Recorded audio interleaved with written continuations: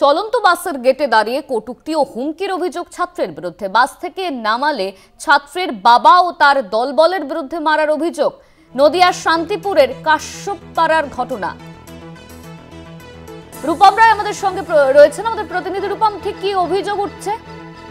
দেখো অনন্যা, গতকাল বিকেল নাগাদ কৃষ্ণনগর থেকে কালনাঘাটগামী একটি বাস আসছিল এবং সেই বাসের ফুটবোর্ডে দাঁড়িয়েছিল এক স্কুল ছাত্র।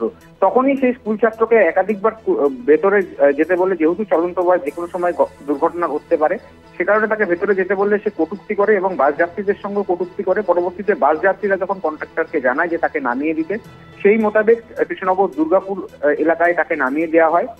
এর পরবর্তীতে বাস যখন শান্তিপুর কাশ্যপপাড়ায় ঢোকে, তখনই এই ছাত্রের বাবা দলবল নিয়ে বাস কন্ট্রাক্টরকে বেধড়ক মারধর করে এবং যখন যাত্রীরা ক্ষোভে ফেটে পড়েন এবং তারা যখন প্রতিবাদ করতে চান, অবস্থা বেগতিক বুঝে সেখান থেকে পালিয়ে যায় সেই ছাত্রের বাবা এবং পরবর্তীতে প্রহিত অর্থাৎ এই আক্রান্ত কন্ট্রাক্টরের নামে কিন্তু শান্তিপুর থানায় লিখিত অভিযোগ দায়ের করেন। পরবর্তীতে শান্তিপুর থানার পুলিশ রাতে দুজনকে আটক করে এবং এই আক্রান্ত বাস কন্ট্রাক্টরকেও আটক করে এবং ঘটনার পরবর্তীতে একজনকে ছেড়ে দেওয়া হলে এখনো পর্যন্ত আটক করে রাখা হয়েছে ওই বাস কন্ট্রাক্টরকে।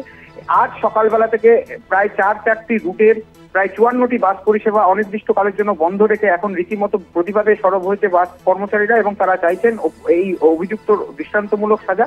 যতক্ষণ না পর্যন্ত এই দৃষ্টান্তমূলক সাজা হবে ততক্ষণ তারা এই অনির্দিষ্টকালের বাস ধর্মঘট চালিয়ে যাবেন। শুধু তাই নয়, এই ঘটনাকে কেন্দ্র করে আজ লিখিত অভিযোগ জানানো হবে ওই স্কুল ছাত্রের বাবার নামে শান্তিপুর থানায়, এমনটাই জানিয়েছে বাস কর্মচারীরা। অনন্যা, ধন্যবাদ তোমায় রূপম। আমাদের সঙ্গে ফোন লাইনে ছিলেন আমাদের প্রতিনিধি রূপম রায়।